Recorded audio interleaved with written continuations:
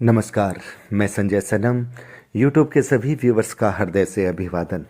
Viewers, अच्छी खबर है और खबर अच्छी यह है कि कल और परसों रात से जो 3 वीडियो बने थे, छापर की बेटी निकिता 1 माह से लापता, और आपको मालूम है कि हमने उनके पिताजी से भी बात की थी, हमने समाज सेवी श्री प्रदीप सुराणा जी से भी बात की थी, और उसके बाद हमने जनप्रतिनिधि सविता राठी जी से भी बात की थी। सविता राठी जी ने अपने बयान में बिल्कुल स्पष्ट कहा था कि हम बिल्कुल परिणाम के आसपास हैं और ये लगता है कि आने वाले दिनों में हम समाधान खोज लेंगे, हमें समाधान मिल जाएगा, निकिता कहाँ है। मुझे खुशी है और मैं हृदय से शुक्रगुजार हूँ सविता राठी जी का। उन्होंने कल ही मुझे तकरीबन 3-4 बजे, जब मैं जयपुर में था, उनका फ़ोन आ गया था और उन्होंने ये खुशखबरी दे दी थी कि निकिता सुरक्षित है।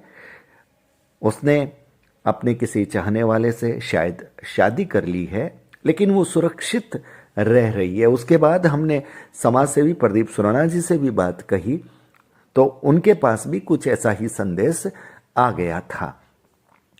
दोस्तों, इस 1 माह में बहुत सारे लोगों ने अपनी मुहिम चलाई। मैं अपने सभी पत्रकार मित्र, प्रिंट मीडिया, इलेक्ट्रॉनिक मीडिया और सोशल मीडिया, उन सभी के प्रति शुक्रगुजार हूँ कि उन्होंने अपने दायित्व का पालन किया और उनकी कड़ी मेहनत थी कि इस सफलता, या यूं कहूँ कि एक विकट से हम सहज और सुखद स्थिति में हम आ गए। मैं शुक्रगुजार हूँ छापर के सभी समाज सेवियों का और सभी जो संगठन है उनका, जिन्होंने अपनी आवाज़ उठाई। विशेष रूप से प्रदीप जी सुराणा, जो कि तेरापन समाज से आते हैं, और उन्होंने कड़ी मेहनत की। ये निकिता के पिताजी ने भी कहा था और कुछ और लोग इस काम में विशेष रूप से जुड़े थे। उन सभी का हृदय से आभार ज्ञापित करता हूँ। सविता राठी जी का तो बहुत बहुत आभार ज्ञापित करता हूँ। जनप्रतिनिधि कैसा हो। दोस्तों, मैं पार्टी नहीं देखता, मैं व्यक्ति देखता हूँ।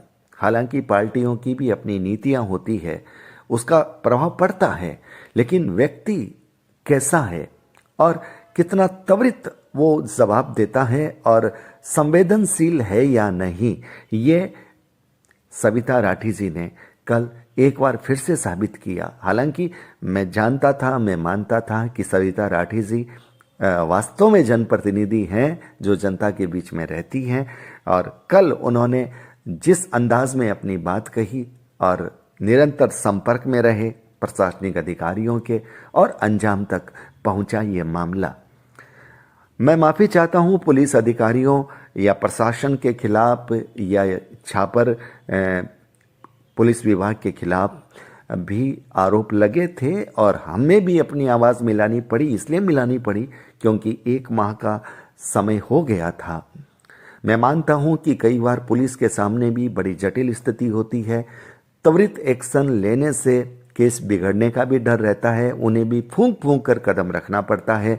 वो अपनी जगह सही हो सकते हैं, माँ बाप की व्यथा अपनी जगह सही होती है, क्योंकि बच्ची का मामला है और उसके लिए विशेष संवेदनशीलता रहती ही है। और जब तक दिल के टुकड़े माँ बाप की आंखों के सामने नहीं आते, तब तक माँ बाप की आंखें भी रुआसा होती हैं और उनकी शिकायत भी रहती है। चलिए, अच्छी खबर यह है कि माँ सरस्वती की कृपा से, माँ भगवती की कृपा से, हमने भी कहा था कि अब ये आने वाले कुछ ही दिनों में हम समाधान तक पहुंच जाएंगे।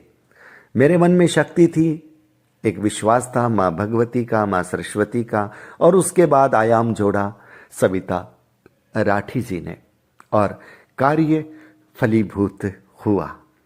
इसके लिए मैं सभी पक्षों का हृदय से आभार ज्ञापित करता हूं, और जिनके खिलाफ मेरी कोई शिकायत की टोन रही है उनका भी हृदय से आभार ज्ञापित करता हूं, ये कहते हुए हम पत्रकार हैं, हमें समाज की बात, समाज की संवेदना, समाज की आवाज़, समाज के दर्द को उठाना ही पड़ता है। और जब वहाँ से सवाल होते हैं तो हमें सवाल भी करना पड़ता है। मैं पूरे चूरू जिले के पुलिस अधिकारियों का तहे दिल से शुक्रिया अदा करता हूँ। छापर के पुलिस महकमे का तहे दिल से शुक्रिया अदा करता हूँ। सविता राठी जी का तो बार बार शुक्रिया अदा करता हूँ। तो व्यूअर्स, आज का वीडियो लाइक कीजिएगा, शेयर कीजिएगा। लाइक इसलिए कीजिएगा कि पिछले 3 वीडियो में मैंने नहीं कहा था लाइक करने के लिए, क्योंकि वो खुशी वाली बात नहीं थी। आज खुशी वाली बात है। मैं दिल्ली आ गया हूँ, मेरा ये वीडियो लेट जा रहा है, कल ही जाना चाहिए था, लेकिन कुछ व्यस्तताएं थी और मैं आज आप तक पहुँचा रहा हूँ। इस वीडियो को भी पूरा प्यार दीजिएगा, लाइक कीजिएगा, शेयर कीजिएगा। और अगर आप मेरे चैनल पे नए आए हो तो सब्सक्राइब करना मत भूलिएगा, बेल बटन को दबा दीजिएगा। आप चाहें तो डिजिटल फर्स्ट न्यूज़ को ज्वाइन भी कर सकते हैं। बहुत बहुत आभार, नमस्कार।